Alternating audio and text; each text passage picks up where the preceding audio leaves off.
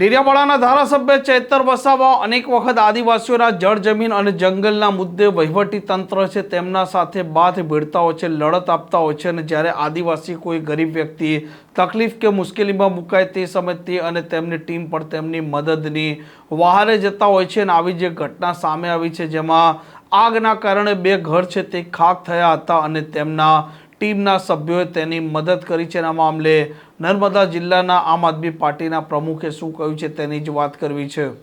વૈષ્ણવજન તો તેને કહીએ જે પીડ પરાઈ જાનાને રે.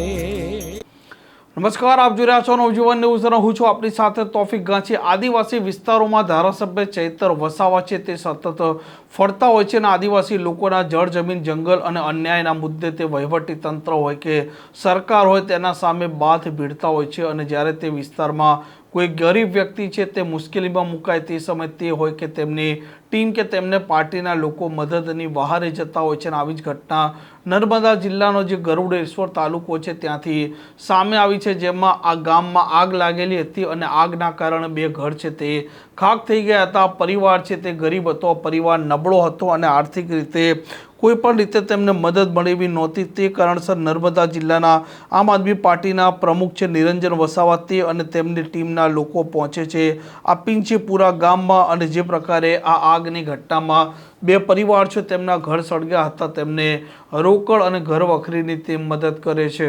આજ રોજ ગરડેશ્વર તાલુકાના દલેલપુર જે ફળિયું છે અને પીછીપુરા ગામની આજે ગઈકાલે દુઃખદ ઘટના થઈ. એમાં 2 ઘરો આકસ્મિક કારણોસર એ સળગી ગયા, જેમાં કમળીબેન પાંચિયાભાઈ તેમજ સુરેશભાઈ પાંચિયાભાઈનું જે ઘર હતું એ અહીંયા સળગ્યું છે. આજ રોજ અમારી ટીમ દ્વારા અમે મુલાકાત લીધી અને જે વહીવટી તંત્ર છે તલાટી કમ મંત્રીશ્રી સરપંચશ્રીને બોલાવી અને અમે વાતચીત કરી, જેમાં ગઈકાલે મામલતદાર સાહેબશ્રીને અને જે તે ડિપાર્ટમેન્ટને પણ એમણે તાત્કાલિક ધોરણે રજૂઆત કરી છે. આવનારા દિવસોમાં એમને જે નુકસાન થયું છે એ નુકસાનનું સરકારશ્રી અને જિલ્લા વહીવટી તંત્રને પણ અમે આવનારા દિવસોમાં યોગ્ય અને વહેલી તકે એમને જે પણ કંઈક લાભ મળવાપાત્ર છે એ લાભ અમે અપાવવાનો પ્રયત્ન કરીશું અને એમને જે નુકસાન થયું છે એ નુકસાનનું વહેલી તકે ભરપાઈ કરે અને અમારાથી જેટલો સહયોગ થતો હતો એટલો અમે એમને નકદ પણ એમને સહયોગ કર્યો છે અને એમને જે ઘર વખરી જે સામાન એમનું બળી ગયું હતું એમાં પણ સહયોગ કર્યો છે. આવનારા દિવસોમાં વહીવટી તંત્રમાં વહેલામાં વહેલી તકે એમને યોગ્ય સહાય અને જે મળવાપાત્ર સહાય છે એ મળે એવી અમે જિલ્લા અને તાલુકા કક્ષાએ અમે યોગ્ય રજૂઆત કરીશું. નર્મદા જિલ્લા પ્રમુખ આમ આદમી પાર્ટી નિરંજનભાઈ વસાવા.